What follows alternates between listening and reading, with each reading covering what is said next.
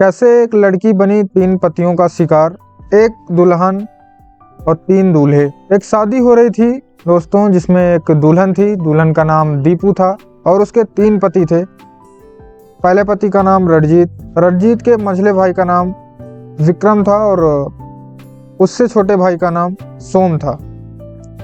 तो दरअसल एक प्रथा है समाज में ऐसी कि ये प्रथा के अनुसार एक लड़की को उस घर में जितने भाई हों उन सब से शादी करनी पड़ती थी। अगर कहीं कहीं संख्या ये 3 भाई 2 भाई, कहीं कहीं संख्या 6 भाई भी हों, 6 भाई के साथ सुहागरात मनानी पड़ती थी, उसे शादी करनी पड़ती थी। ये इस प्रथा के अनुसार ही होता था। तो लड़की का नाम दीपू था। दीपू की शादी होती है 3 पतियों से। उसके बाद सब बारी बारी करके उसके साथ सुहागरात मनाते हैं। सबसे पहले बड़ा भाई जाता है रणजीत, फिर उसके बाद मझला भाई विक्रम, फिर उसके साथ वो जाके सुहागरात मनाता है। वो मजबूर थी, रो रही थी, बट उसे इस प्रथा के अनुसार अपने सभी पतियों को बराबर खुशी देनी थी। खुशी मतलब उसका धर्म था कि वो अपने सभी पतियों को बराबर का हक दे और बराबर की खुशी दे। फिर उसके बाद सुहागरात मनाने छोटा भाई सोम जाता है और सबने बारी बारी करके उसके साथ सुहागरात मनाई। आखिर ऐसा क्यों हो रहा था ये जानते हैं विस्तार में। हेलो नमस्कार आदाब सत श्री अकाल दोस्तों, क्राइम की एक ऐसी सच्ची घटना आपको सुनाने जा रहा हूँ जिसको सुनकर आपको लगेगा कि समाज में ऐसे रीति रिवाज, ऐसे प्रथा को कब तक हम बढ़ावा दे सकते हैं, आखिर इस पर रोक लगानी ही चाहिए। तो कहानी पर वापस आते हैं।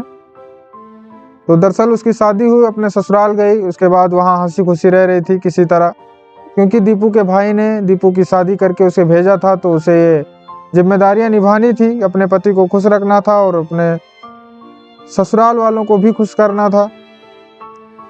तो एक दिन दीपू की छोटी बहन जिसका नाम सुमन था, उसकी भी शादी इसी प्रथा के अनुसार होने वाली थी। लेकिन सुमन की शादी 3 मर्द से ना होकर 6 मर्दों से होने वाली थी। तो सुमन ने फ़ोन करके बताया कि दीपू दी, मेरी भी शादी का दिन आ गया है और परसों मेरी बारात आएगी, तो आप चलिए आना, जो है मैं जीजा जी से बोल देती हूँ। उसके बाद दीपू अपने पति से पूछकर, रणजीत जो बड़ा पति था उसका, उसके बाद उसका मझला पति जिसका नाम विक्रम था, उसके बाद उसका छोटा पति जिसका नाम सोम था, सबसे पूछती है और सबसे परमिशन लेके अपने मायके जाती है। मायके पहुँचती है परसों। तो उसी दिन दीपू की छोटी बहन सुमन की बारात आने वाली थी और सुमन की बारात घर पे आ गई। तो वहाँ 6 पतियों को देखकर सुमन घबरा गई। दीपू भी सोची कि मेरा ब्याह तो इसी प्रथा के अनुसार हो गया है 3 पतियों के साथ, मैं कैसे मैनेज कर रही हूँ वो मुझे ही पता है, बट मैं अपनी बहन की शादी आखिर 6 पतियों से कैसे होने दे सकती हूँ, और उसे बाद में बहुत प्रॉब्लम होगी, वो कॉम्प्रोमाइज़ नहीं कर पाएगी। यही सब सोच के दीपू ने जो है सुमन को शादी करने से मना कर दिया और बारात घर पे आ गई थी। सुमन ने अपने भैया को बुलाकर कहा कि भैया, मैं ये शादी नहीं कर सकती, मैं 6 मर्दों के साथ शादी नहीं कर सकती, मैं अपना जीवन बर्बाद नहीं होने दूंगी। अब उसका भाई गुस्सा होता है, नाराज होता है, क्योंकि द्वारे पर बारात खड़ी थी। समाज में उसकी थू-थू हो गई, बेइज्जती हो गई। उसके बाद दूल्हे के पिता ने भी कहा कि आपने जो है, जब ये लड़की शादी नहीं करना चाहती थी तो बिना वजह जो है मुझसे रिश्ता क्यों फिक्स करवाए और द्वारे पर बुलवा के मेरी बेइज्जती की, इसका बदला मैं तुमसे ज़रूर लूँगा। यह कहकर दूल्हे के पिता और जो 6 दूल्हे आए थे वो अपने घर वापस चले गए। यहाँ बाद में अब दीपू, सुमन का भाई जो है, बड़ा गुस्सा हुआ, चिल्लाया भी दीपू के ऊपर और सुमन के ऊपर, तुमने ऐसा क्यों किया। उसके बाद जो है अब दीपू अपने मायके से ससुराल के लिए ट्रेन में बैठी, लेकिन कहाँ गई, वक्त करीब 4 घंटे का बीत चुका था। वो कहाँ गई किसी को कोई पता नहीं था। उसके बाद सब हैरान थे। उसके ससुराल वाले फ़ोन करते हैं कि भैया, दीपू को आपने ट्रेन में बिठाया, करीब 4 घंटे हो गए, वो हमारे पास भी नहीं पहुंची, वो कहाँ गई। तो सबने जाके पुलिस में रिपोर्ट दर्ज करवाई। उसके बाद पुलिस अपनी छानबीन शुरू करती है।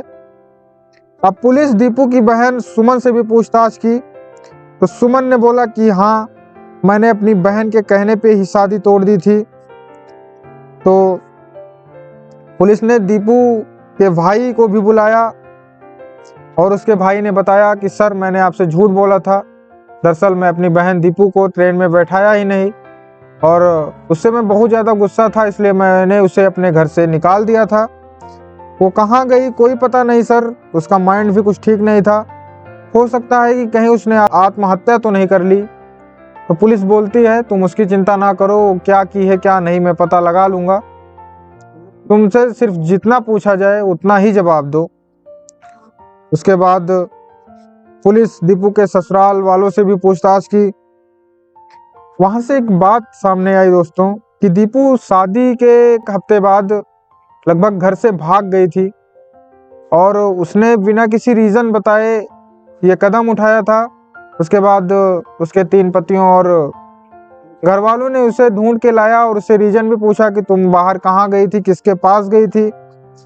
उसने कुछ नहीं बताया। उसके बाद जो है पुलिस ने उनके ससुराल वालों से भी पूछताछ की कि कोई ना कोई रीज़न तो ज़रूर रहा होगा, ऐसे कोई नहीं घर से भाग जाता।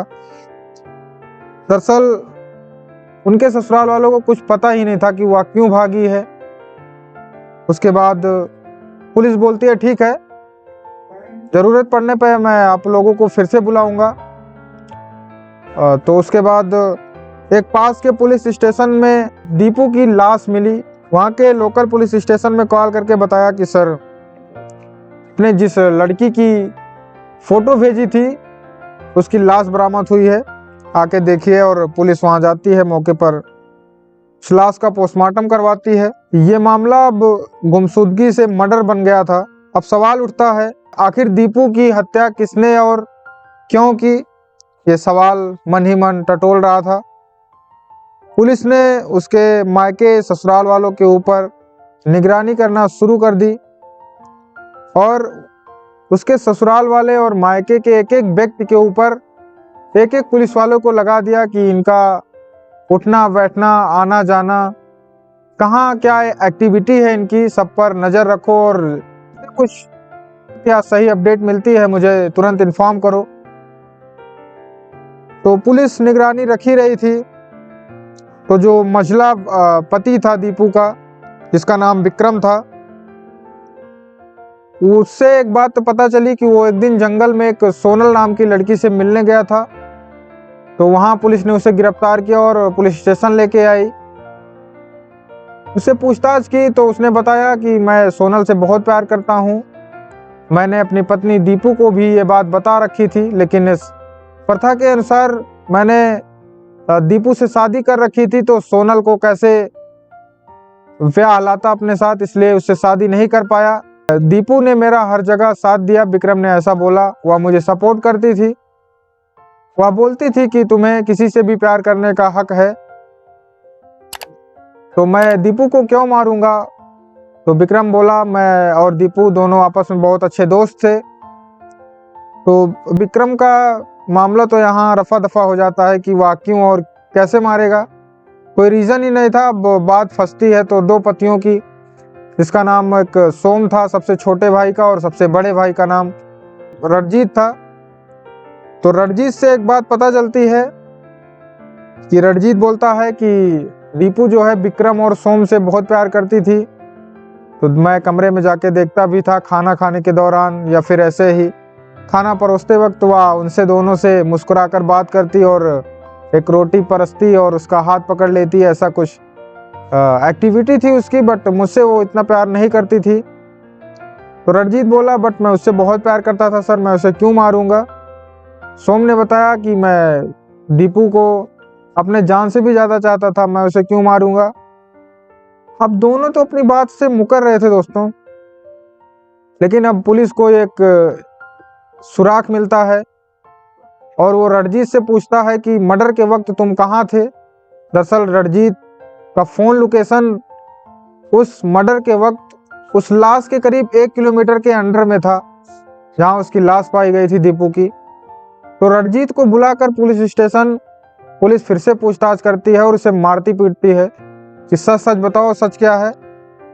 तो सारा सच रणजीत अपने मुंह से कबूल करता है कि वो मुझे लगता था कि मेरे मझले भाई विक्रम और मेरे छोटे भाई सोम से दीपू बहुत प्यार करती है और मुझे अपने करीब तक नहीं आने देती, जबकि उसका धर्म है इस प्रथा के अनुसार कि अपने तीनों पतियों को बराबर की खुशी दे, बराबर का प्यार करे। बट दीपू ऐसा नहीं कर रही थी, इसलिए मेरा दिमाग खराब हो गया। उसके बाद मैं उसे कुछ कर भी नहीं सकता था। एक दिन कहीं बाहर घूमने ले जाने के नाम पे मैंने उसे बाहर बुलाया और स्टेशन से 2 टिकट बुक करवाई और उसे एक सुनसान जगह पर ले जाकर एक नदी में ढकेल दिया, जिससे उसकी मौत हो गई। ये कैसी प्रथा है दोस्तों, कैसा विचार है। लोगों की मानसिकता बदल रही है आज के आधुनिक युग में। ऐसी प्रथा कहाँ होती है। तो पुलिस ने सबको जो है कानून के अकॉर्डिंग सजा दिलाई और खेल यहीं पे समाप्त हुआ, कहानी यहीं पे समाप्त हुई। धन्यवाद दोस्तों।